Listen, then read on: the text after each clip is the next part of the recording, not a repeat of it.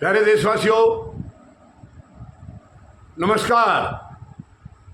आज मैं आपके साथ चुनाव आयोग की लगातार जो वोट चोरी की खबरें आ रही हैं उसी के ऊपर आपके साथ चर्चा करना चाहूँगा। चुनाव आयोग मानने के लिए तैयार नहीं है। वो कहता है उससे बढ़िया ईमानदार कोई है नहीं धरती पर।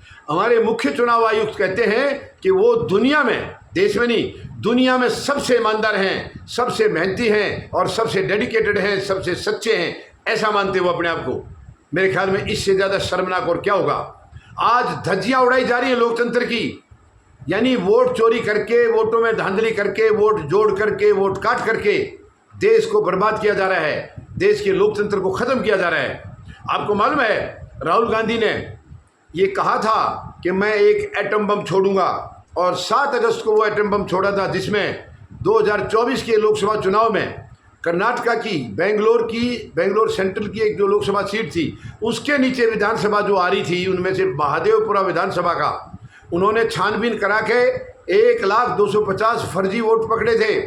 पूरी प्रेस कॉन्फ्रेंस करके सबके सामने दिखाया। चुनाव आयोग मानने के लिए तैयार नहीं है, उनके अपने डॉक्यूमेंट हैं, फिर भी मानने के लिए तैयार नहीं है। और अब राहुल गांधी ने उसके बाद ये कहा था मैं एक हाइड्रोजन बम छोड़ने वाला हूं बहुत जल्दी। अभी हाइड्रोजन बम तो नहीं छोड़ा है, वो अभी बाकी है। एक और बम कल छोड़ा है। कल दिल्ली में प्रेस कॉन्फ्रेंस करके राहुल गांधी ने वोट डिलीट करने का एक बहुत ही भयंकर जो खेल उजागर किया है। एक तो एक विधानसभा सीट महाराष्ट्र की, वहाँ वोट जोड़े गए थे, ये भी उन्होंने एक बार पूरा इसके बारे में बताया था। और यहाँ पर एक जो सीट है आलंद, उस पर 6018 वोट डिलीट किए गए थे, लेकिन वो पकड़े गए। डिलीट करने वाले ऐन मौके पर रंगे हाथों पकड़े गए। और वो प्रेस कॉन्फ्रेंस कल राहुल गांधी ने की है, कल की है उन्होंने, और कंप्लीट जिंदा सबूत दिए हैं। वोट डिलीट किसके नाम से, किसी एक का नाम है कि 10 वोट उन्होंने डिलीट कराने का हुक्म दिया है। डिलीट करने वाला कौन है, वो सब के सब पेश किए थे। और जिसका नाम लिया गया है उन्होंने डिलीट कराए, वो स्टेज पर आकर के बोला मैंने ऐसा कोई आदेश किसी को नहीं दिया है। ये है हालत, सरेआम पकड़ा है। डिलीट करने वाला कौन है, कराने वाला कौन है, किसके हुक्म से किया है, सब पेश किया राहुल गांधी ने, जिंदा सबूत दिए हैं। उसके बावजूद मुख्य चुनाव आयुक्त महोदय कह रहे हैं राहुल गांधी जो कह रहे हैं वो झूठ है, ये संभव नहीं है, ऑनलाइन डिलीट हो नहीं सकता, जबकि वो सबूत दिखा रहे हैं, सरेआम करके दिखा रहे हैं। और वो भी ताज्जुब की बात, वो आदमी कर्नाटका में नहीं बैठे हैं, वो कहीं और से कर रहे हैं।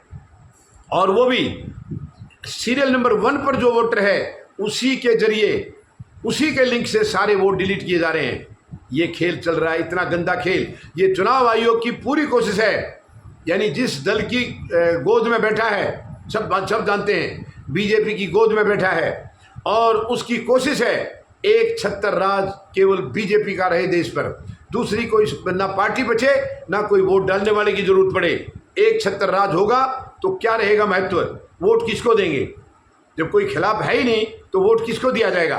तो वो परमानेंट, इनको हमेशा हमेशा के लिए आजीवन, यानी प्रधानमंत्री महोदय चाहते हैं कि इनकी जो अर्थी उठेगी, जो अंतिम यात्रा होगी, वो उसी कुर्सी से शुरू होनी चाहिए। ये है इनकी मंशा, और इससे ज़्यादा शर्मनाक और कुछ हो नहीं सकता है। देश के लोकतंत्र को लगातार बर्बाद किया जा रहा है। मैं 142 करोड़ लोगों से विनती करता हूं, आप सबको सड़कों पर आना होगा, लेकिन शांतिपूर्ण तरीके से सड़कों पर आना होगा, और हमें इस हरकत को रोकना होगा, नहीं तो कुछ नहीं बचेगा। हमारा अस्तित्व खत्म हो जाएगा, भारत का अस्तित्व खत्म हो जाएगा। जिस तरफ आज ले जाया जा रहा है देश को, वहाँ केवल खतरे ही खतरे हैं, कुछ नहीं है वहाँ। लोकतंत्र नाम की चीज़ नहीं रहेगी देश में, बर्बाद हो जाएगा। लोकतंत्र बचता है निष्पक्ष चुनाव कराने से, और निष्पक्ष चुनाव होंगे ही नहीं तो लोकतंत्र कहाँ से बचेगा।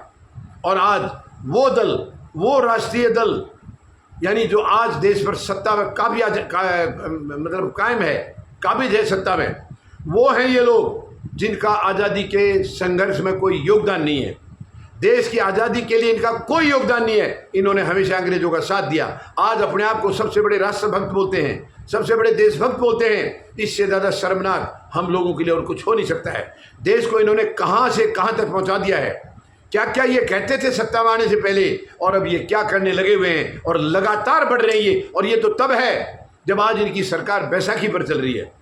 बैसाखी पर चल रही है, और जिनकी बैसाखी पर चल रही है उनके लिए भी ये शर्मनाक हरकत है। देश उनको भी माफ नहीं करेगा, क्योंकि एक ऐसी सरकार का वो समर्थन कर रहे हैं जो सरकार केवल बर्बादी कर रही है, देश में केवल नफरत, झूठ ये फैला रही है और देश को एकदम बर्बाद करने पर तुली हुई है, खत्म करने पर तुली हुई है। जब देश का लोकतंत्र नहीं बचेगा, प्रजातंत्र नहीं बचेगा तो क्या बचेगा?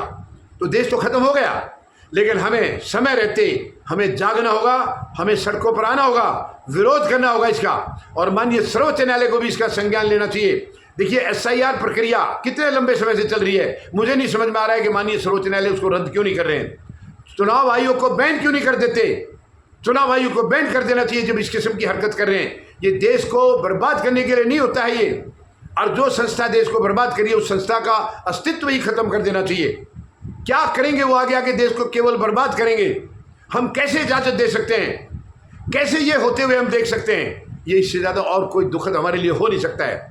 ये हम सब के लिए, 142 करोड़ लोगों के लिए बहुत ही दुख की बात है, हमारे लिए शर्म की बात है कि हम बैठे देख रहे हैं और चुनाव आयोग अपनी मर्जी से बर्बादी की तरफ देश को ले जा रहा है। हमें जागना होगा, सड़कों पर आना होगा, शांतिपूर्ण तरीके से इनका विरोध करना होगा और ये गंदी हरकत को हमें रोकना होगा, तभी लोकतंत्र बचेगा।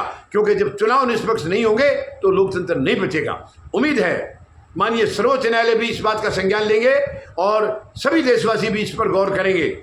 अब हमें अगर देश को बचाना है तो हमें केवल एक ही रास्ता लगा है, सड़कों पर आकर के शांतिपूर्ण विरोध करके और इस हरकत को रोका जाए। धन्यवाद। जय जवान, जय किसान, जय हिंद।